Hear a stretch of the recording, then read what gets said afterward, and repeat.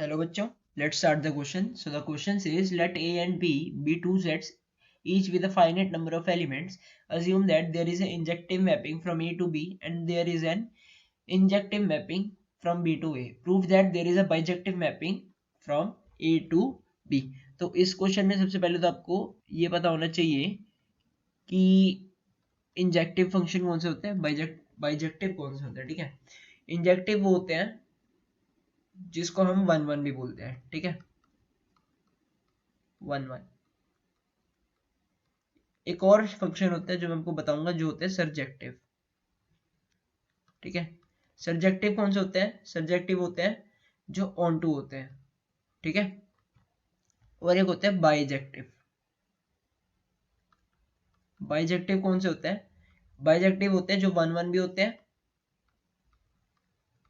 और जो on to भी होते हैं. ठीक है, one one and onto, जो ये दोनों होते हैं वो बाइजेक्टिव होते हैं.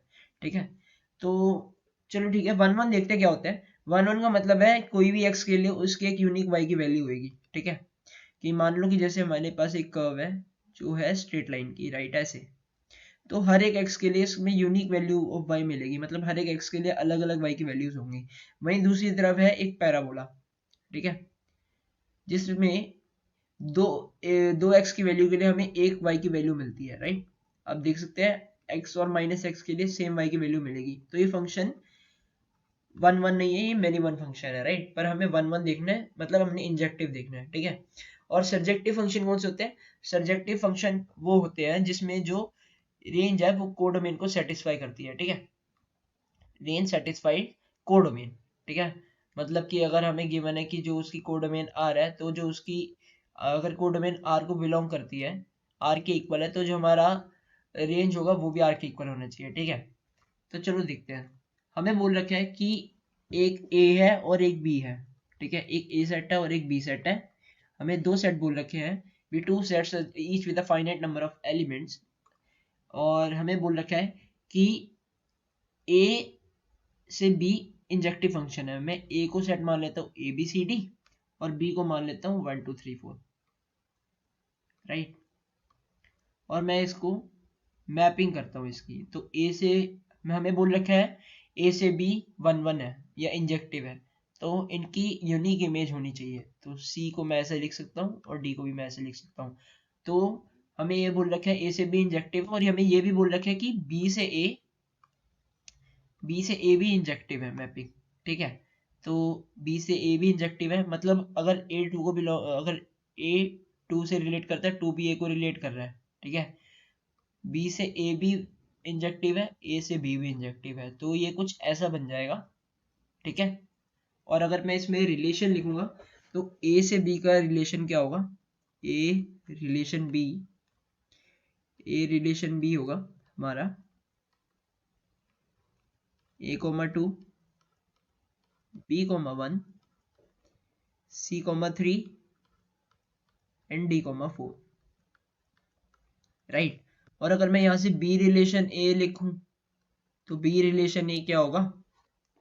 बी रिलेशन ए, तो बी रिलेशन ए होगा 1 comma B, 2 comma A, 3 comma C and 4 comma D, right. तो बी रिलेशन ए की ये वैल्यू होगी. हमें बोल रखा था कि ए रिलेशन की जो सा ए रिलेशन बी है वो वन वन तो है. ठीक है, मतलब इंजेक्टिव तो है. हमें उसको बाइजेक्टिव प्रूफ करना था, मतलब बस हमें अब सरजेक्टिव या फिर ऑन टू प्रूफ करना है. तो ऑन टू कैसे प्रूफ होगा?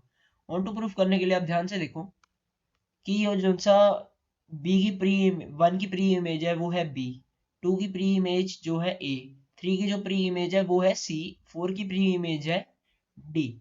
मतलब जो ए के सारी एलिमेंट्स हैं वो बी की रेंज में आते हैं, और जो उनसे बी के सारे एलिमेंट्स हैं वो ए की रेंज में आते हैं. तो जिससे हम ये बोल सकते हैं कि जो हमारा फंक्शन होगा वो ऑन टू फंक्शन होगा, क्योंकि हमारे पास जो 1 2 3 4 है वो हमारे ए की रेंज में भी आ रहे हैं, और जो ए बी सी डी है वो बी की रेंज में आ रहे हैं. ठीक है, तो जो हमारा फंक्शन है, जो ए रिलेशन बी है, वो क्या होगा? बाइजेक्टिव, मतलब वो 1 1 भी होगा और वो ऑन टू भी होगा। ठीक है, तो मेरा जो सा प्रूफ है वो मैंने कर दिया है। इसमें बस हमें इस चीज़ का ध्यान रखना था कि जो बी की प्री इमेजेस हैं वो सारी अवेलेबल रहनी चाहिए। ठीक है, अगर बी की सारी प्री इमेजेस होंगी तो वो ए में प्रेजेंट होंगी ही होंगी, और मतलब कि जो हमारा फंक्शन होगा वो सरजेक्टिव होगा। 1 1 हमें पहले दिया हुआ था और सरजेक्टिव है, तो हमारा जो फंक्शन है वो बाइजेक्टिव है। So I hope you guys understand. Best of luck, thank you.